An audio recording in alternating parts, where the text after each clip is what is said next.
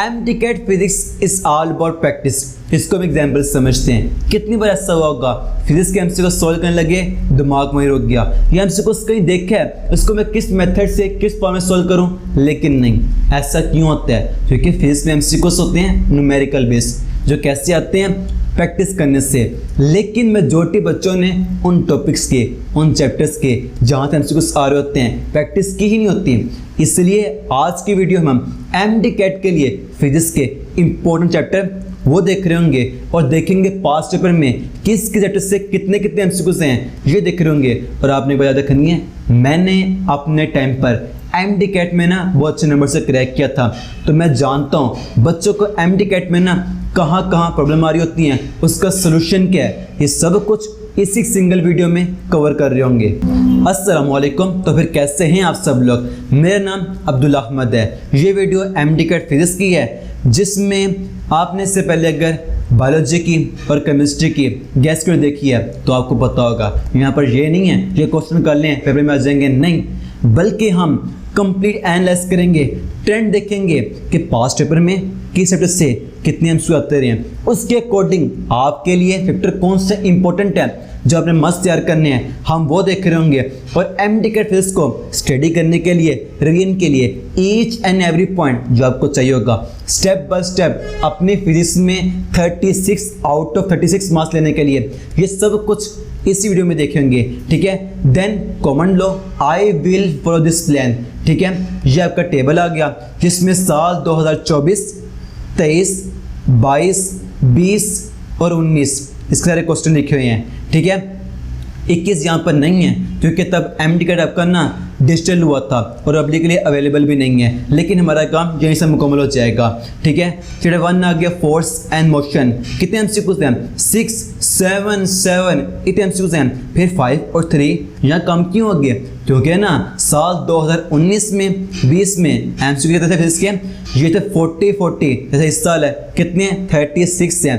बिल्कुल ऐसे तब भी इतने थे, तो तभी एमसीक्यूज कम हुए हैं। जब ओवरऑल कम होंगे वैसे कम आएंगे ना फिर, लेकिन फिर भी कितना बनता है पढ़ना? 7 इतने एमसीक्यूज से हुए हैं।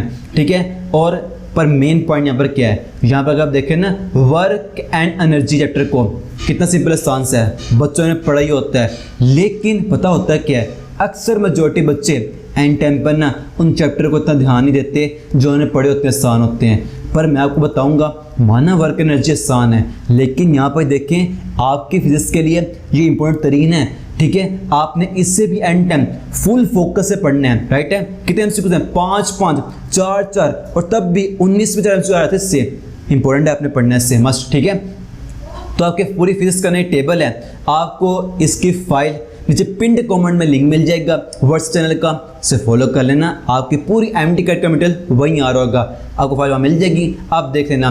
तो इस फाइल के अकॉर्डिंग जो आपके बनते हैं 9 चैप्टर इंपॉर्टेंट तरीन है, ये वाले हैं। ठीक है, अगर हम देखें ना MTCAT के लिए फिजिक्स की बात कर लें तो आपके बनते हैं 36 एमसीक्यूज हैं। उसके लिहाज से अगर किस चैप्टर से 2 या उससे इंपॉर्टेंट चैप्टर एमसीक्यूज आ रहे हैं तो हम कहेंगे वो इम्पोर्टेंट है, लेकिन पास के ट्रेंड को और गैस को लेकर सब कुछ देखकर ना आपके बनते हैं चैप्टर ये वाले जो इम्पोर्टेंट तरीन है साल 2025 के लिए। आपको ये आपके फिंगर टिप पर चाहिए। ठीक है, ये मेरा अपना एनालिसिस होता है और बाकी जो होते हैं ना सीनियर, जो MTCAT में सीनियर टीचर हैं, उनसे मुकम्मल गाइड लेके फिर तैयार किया गया है। ठीक है, और इस वीडियो में आपका टारगेट है 180 लाइक्स का।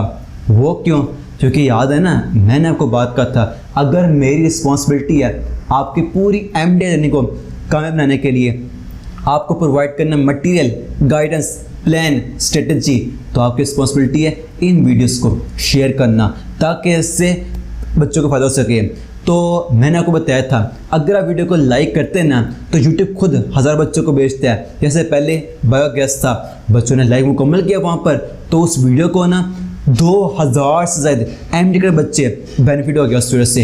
इसलिए टारगेट मुकम्मल करना आपने। ठीक है, मैं अब ये नहीं कहूँगा टारगेट मुकम्मल करें फिर आपको गिफ्ट मिलेगा, आपको गिफ्ट ऐसे ही मिल जाएगा। मुझे आप यकीन है आप मुकम्मल करेंगे। पहले मुकम्मल किया ना, अब भी करेंगे।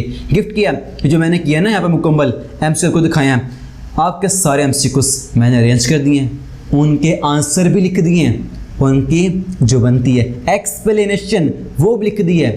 ईयर वाइज अरेंज है, चैप्टर करें उसके एमसीक्यूज और ये है, ठीक है, आपको यहाँ मिल जाएगा, राइट है। आपको पीडीएफ वो भी मिल जाएगी कहाँ पर, व्हाट्सएप चैनल पर, तभी मैंने कहा सिर्फ फॉलो कर लेना, ठीक है ना, वहाँ सबको आपका आ रहा होगा। और जो आपके हैं ना बायोलॉजी का भी, केमिस्ट्री का भी, आपको वो भी मिल जाएगा सून, ठीक है। और अब नेक्स्ट हम देखते हैं स्ट्रेटेजी क्या होनी चाहिए आपके लिए फिजिक्स में 36 आउट ऑफ 36 स्कोर करने के लिए। आओ देखते हैं, ठीक है। Number 1, make your basic strong. मेरे दोस्त ये फिजिक्स है, यहाँ पे ऐसे काम में चलेगा, बुक पढ़ी जाएंगे, नोट्स पढ़ लेंगे, काम हो जाएगा, नहीं। यहाँ जो एमसीक्यूज आते हैं ना वो होते हैं कॉन्सेप्चुअल, लॉजिक बेस्ड। अगर आपके उस चैप्टर पर कमांड मजबूत नहीं है ना, एफएससी से या एमडीकैट में आपको अब करनी पड़ेगी। कैसे करते हैं? वेरी सिंपल, लेक्चर के बगैर ये नहीं होगी, लेक्चर आपको लेना पड़ेगा। अब मैं एग्जांपल ले लें, अगर मैंने फिर फोन नंबर लिया ना, मैंने भी एंड टाइम पे लेक्चर लिए थे, अगर मैं सकता हूँ आपका टाइम कितना बड़ा हुआ है, क्यों नहीं लेंगे आप, मस्त लेंगे। टॉपिक देखिए आपका वीक कौन सा है, लेक्चर लें। पर एक पॉइंट है, सबसे मुश्किल है फिजिक्स के मामले में। आप मेडिकल के बच्चे हैं, आपने फिजिक्स को इंजीनियरिंग के लिए नहीं करना, चैप्टर 1 है, लेक्चर 12 घंटे का, ये मसला है। इसी के लिए ना मैंने निकाला सोल्यूशन के लिए, आपके वन शॉट थे टू दी पॉइंट। एक मेडिकल टेस्ट में कैसे क्वेश्चन आ रहे होते हैं, टू दी पॉइंट थे, ठीक है। आप वो लेक्चर वन शॉट है वो भी ले सकते हैं, और ठीक है, और आप लेक्चर कोशिश किया करें, वो लिया करें जो टू दी पॉइंट हो, जहाँ पर ऐसी एक्स्ट्रा बातें की हों, आपकी बुक में लिखी तल्लक कोई नहीं है, आपके पेपर में ऐसा क्वेश्चन कोई नहीं आना, ठीक है ना। आप इंजीनियरिंग के बच्चे नहीं हैं, ये पॉइंट आपके लिए था। फिजिक्स मुश्किल होती ही इसलिए है, उसके जो लेक्चर हैं वो ओवर लेंथी होते हैं, राइट है। आपने कौन से लेने हैं, तो टू दी पॉइंट है। पॉइंट नंबर 2, फिजिक्स डिफिकल्ट, यही पॉइंट आ गया। फिजिक्स बच्चों को लगती क्यों मुश्किल, इसका सवाल मैं आपसे पूछता हूँ। आपको जो सब्जेक्ट पसंद है वो क्यों पसंद है? जैसे कुछ बच्चे होंगे उन्हें पसंद होगी केमिस्ट्री, कुछ को बायो, कुछ को इंग्लिश, कुछ को लॉजिकल रीजनिंग। ऐसा क्यों है? क्योंकि ना जब उन्हें क्वेश्चन सोल्व करते हैं उसके आंसर ठीक हो रहे होते हैं, तभी उन्हें पसंद है। यही मेन बात फिजिक्स में, आप सोल्व करते हैं क्वेश्चन और वो होते ही वो वाले हैं जिनका एमडीकैट स्तर के नहीं है। वो क्वेश्चन क्या होते हैं, ओवर लेवल होते हैं, एमडीकैट लेवल होता ही नहीं है। फिर जब आपके क्वेश्चन ही रॉन्ग हो रहे हैं, फिर क्या मिलनी है, डी मोटिवेशन, यही तो मिलनी है, और क्या मिलना है। क्योंकि जो एमसीक्यू होते हैं वो होते ही नहीं आपके एमडीकैट लेवल के लिए। ये मसला है। आपको लग रही फिजिक्स मुश्किल, आप क्या करें, आप करें ना सोल्व। चल के एमडीकैट क्वेश्चन आते हैं पास्टर के, पता लगेगा आपको कैसे सिंपल क्वेश्चन है, हम तो ये मुश्किल बना रहे थे। ये मेन काम है, क्वेश्चन आप रॉन्ग सोल्व ना करें, वो वाले करें जो आपके एमडीकैट के लिए। इसका बेनिफिट भी है, क्वेश्चन रिपीट भी होते हैं। मैंने आपको वन शॉट लेक्चर 1 दिखाया मुकम्मल, हमारे टू दी पॉइंट मुकम्मल के पहले मैंने फिर वहाँ बच्चों को दिखाया, उस कैंड पे हमने सोल्व किए उसके पास्टर क्वेश्चन, मैंने दिखाया बच्चों को। क्वेश्चन रिपीट हो रहे होते हैं, सिंपल क्वेश्चन होते हैं, वही पॉइंट आपकी बुक में लिखा है, वही पॉइंट उसको simple to the point lecture में दिया, उससे क्वेश्चन आ रहे होते हैं। कोई ओवर हार्ड मुश्किल काम होता ही नहीं है। क्वेश्चन को सॉल्व करने की अप्रोच ठीक होनी चाहिए। कौन से करें, पास्टर क्वेश्चन करें, ठीक है। और नंबर 3 पे आता है सिली मिस्टेक। 90+ बच्चों के फिजिक्स एमसीक्यू कल होते हैं इन मिस्टेक से। वो क्या, ये देखें ना, एक बच्चे को क्वेश्चन आया, उसने क्वेश्चन देख लिया, पता लग गया क्वेश्चन जेल है, ये लगाना फार्मूला, सॉल्व करने लग पड़ा, फिर भी उसका आंसर गलत हो जाता है। वो क्यों होता है? क्योंकि क्वेश्चन क्या करते हैं, फार्मूला याद है, दिमाग सॉल्व कर रहे होते हैं, अगर सॉल्व करेंगे फिर भी तो स्टेप खा जाएंगे। ऐसा नहीं करना होता। चंद ही क्वेश्चन होते हैं, आपने ईच स्टेप को मुकम्मल लिखना होता है। मैंने खुद लिखा था, मैंने एडवाइस ली थी अपने टाइम में सीनियर से, ये काम आपने कभी नहीं करना है कि स्टेप खा रहे हो, दिमाग में खा रहे हो, ऐसा कुछ नहीं करना।